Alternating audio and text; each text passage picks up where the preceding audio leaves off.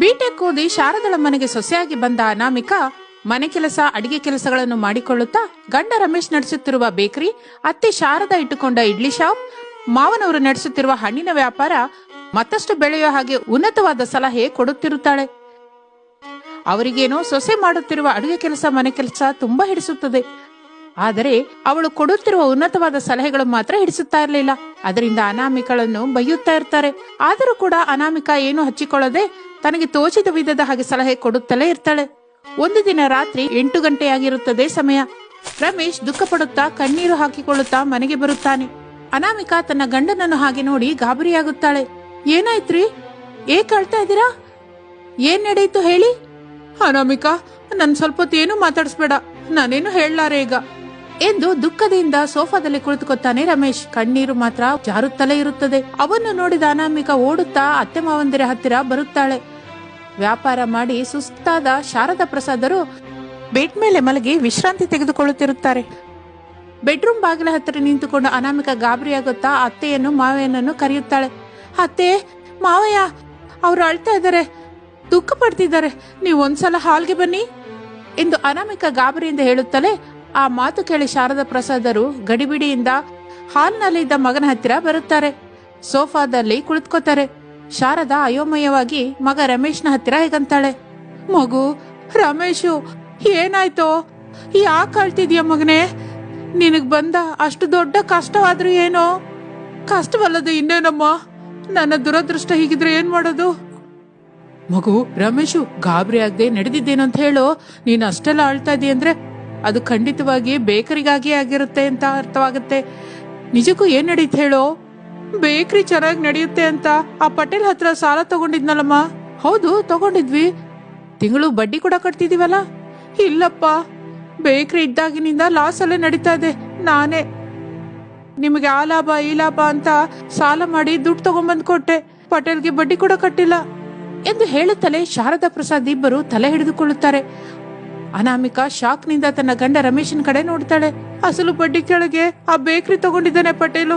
ಇನ್ನೂ 2 ಲಕ್ಷ ಕಟ್ಬೇಕಪ್ಪ, ಇಲ್ಲ ಅಂದ್ರೆ ಕೇಸ್ ಆಗಿ ಜೈಲಿಗೆ ಕಳಿಸ್ತೀನಿ ಅಂತ ಹೇಳ್ತಿದ್ದಾನೆ ಆ ಪಟೇಲ್ ಎಂದು ರಮೇಶ್ ಅಳುತ್ತಾ ಹೇಳುತ್ತಾನೆ. ಆ ಮಾತು ಕೇಳಿ ಶಾರದಾ ಪ್ರಸಾದ್ ಇಬ್ಬರು ಶಾಕ್ ನಿಂದ ಒಬ್ಬರನ್ನೊಬ್ಬರು ನೋಡ್ಕೊಂಡು ಹೀಗಂತಾರೆ. ದುಃಖ ಪಡಬೇಡ ಮಗು, ನಾನು ಇಡ್ಲಿ ಶಾಪ್ ಮಾರಾಟ ಮಾಡ್ತೀನಿ ಬಿಡು. ಹೌದಪ್ಪ, ನಾನು ನನ್ನ ಹಣ್ಣಿನ ವ್ಯಾಪಾರ ಕೂಡ ಮಾರಾಟ ಮಾಡ್ತೀನಿ. ಬಂದ್ ದುಡ್ಡೆಲ್ಲ ಜಮಾ ಮಾಡಿ ಆ ಪಟೇಲ್ಗೆ ಕಟ್ಟಿ ಬಿಡೋಣ. ನೀನೇನು ದುಃಖ ಪಡಬೇಡ. ನಾನು ಆಗ್ಲೇ ಹೇಳಿದ್ದೆ, ಬೇಕರಿ ಎಲ್ಲಾದ್ರೂ ಕಾಲೇಜ್ ಹತ್ರನೋ ಬಸ್ ಸ್ಟ್ಯಾಂಡ್ ಹತ್ರನೋ ಇಡಿ ಅಂತ. ಅಲ್ಲೆಲ್ಲೋ ಇಟ್ಟು ಲಾಸ್ ಆಯ್ತು ಅಂತ ಈಗ ಹತ್ರ ಏನ್ ಲಾಭ?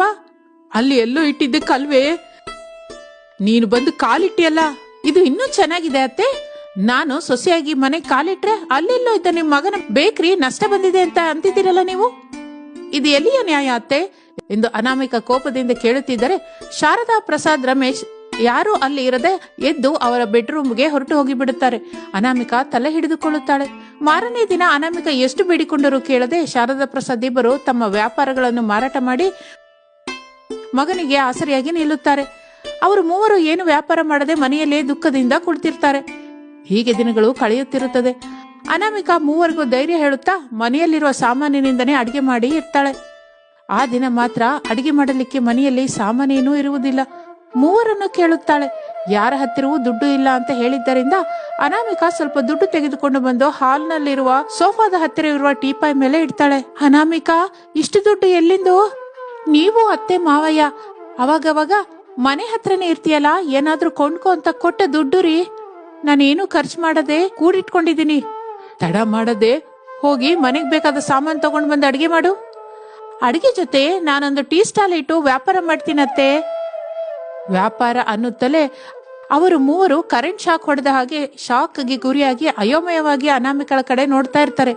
ಅವರ ನೋಟ ಗಮನಿಸಿದ ನಂತರ ಅನಾಮಿಕಾ ಹೀಗಂತಾಳೆ.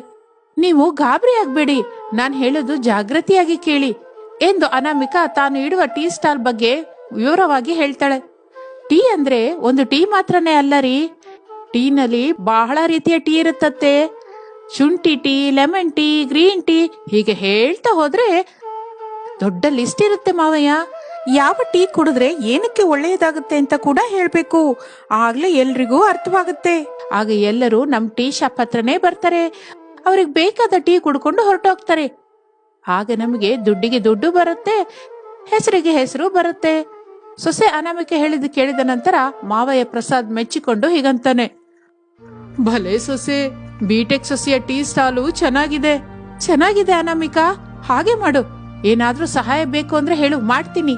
ಬೇಡ ಅಂತ ನಾನ್ ಮಾತ್ರ ಯಾಕೆ ಲೇಡಿ ವಿಲನ್ ಆಗ್ಬೇಕು? ಸರಿ ನಡೆಸು ಸೊಸೆ ಎಂದು ಮನೆಯಲ್ಲಿದ್ದ ಮೂವರು ಒಪ್ಪಿಕೊಂಡಿದ್ದರಿಂದ ಒಂದು ಒಳ್ಳೆ ದಿನ ನೋಡಿಕೊಂಡು 4 ದಾರಿ ಸೇರುವ ಜಾಗದಲ್ಲಿ ಬಿಟೆಕ್ ಸೊಸೆ ಅನಾಮಿಕಾ ಒಂದು ಟೀ ಸ್ಟಾಲ್ ಇಟ್ಟು ಒಂದು ಶಾಪ್ ಅನ್ನು ಓಪನ್ ಮಾಡ್ತಾಳೆ.